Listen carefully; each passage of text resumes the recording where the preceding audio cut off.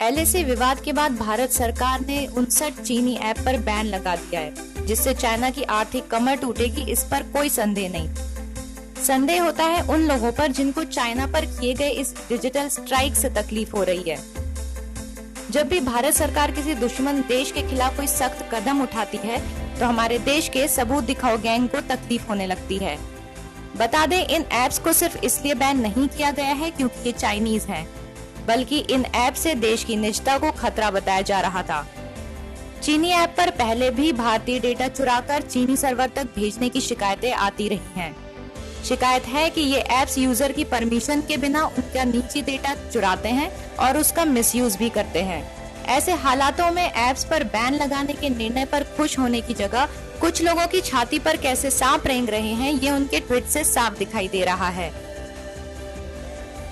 कांग्रेस के दिग्गज नेता इन दिनों कवि भी बन चुके हैं। उन्होंने अपने ट्वीट में शायराना अंदाज में तंज कसते हुए कहा है कि बैन लगाना तो ठीक है, पर उम्मीद है कि हमारे देश की सिक्योरिटी में हुई चूक पर ध्यान दिया जाएगा। सिब्बल के अलावा प्रशांत भूषण को भी ये बैन रास नहीं आ रहा है। भूषण ने ट्वीट में लिखा कि टिकटॉक ने चाय वाले के फंड में 30 करोड़ का दान दिया है, बावजूद इसके इन पर बैन लगा देना नाइंसाफी है। आपके बड़बोले नेता संजय सिंह ने तो सरकार के इस निर्णय को नौटंकी तक बता दिया।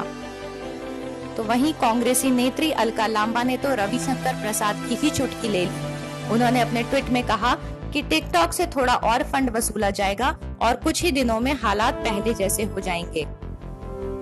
सरकार के इस निर्णय के विरोध में सिर्फ विपक्ष ही नहीं, कुछ पत्रकार भी शामिल हैं। पत्रकार स्वाति चतुर्वेदी फरमा रही हैं कि बॉर्डर पर चीन अपना कब्जा जमाए हुए है, 20 जवान शहीद हो गए हैं और हम है कि टिकटॉक बैन करने में लगे हैं।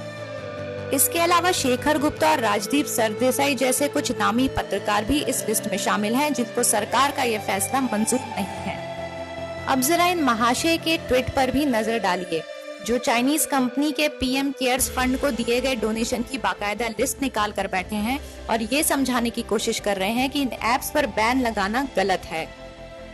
याद दिला दें कि इनमें से ज्यादातर लोग वही हैं जो कुछ दिन पहले सरकार की चाइनीज ऐप के बहिष्कार की अपील पर सरकार को ही ताना कस रहे थे। उनका कहना था कि सब कुछ जनता ही करेगी या सरकार भी कुछ करेगी। अगर इतनी ही परेशानी है तो सरकार खुद इन ऐप्स पर बैन क्यों नहीं लगा देती। और अब जब सरकार ने बैन लगा दिया है तो ये जगह जगह अपनी छाती पीटते दिखाई दे रहे हैं।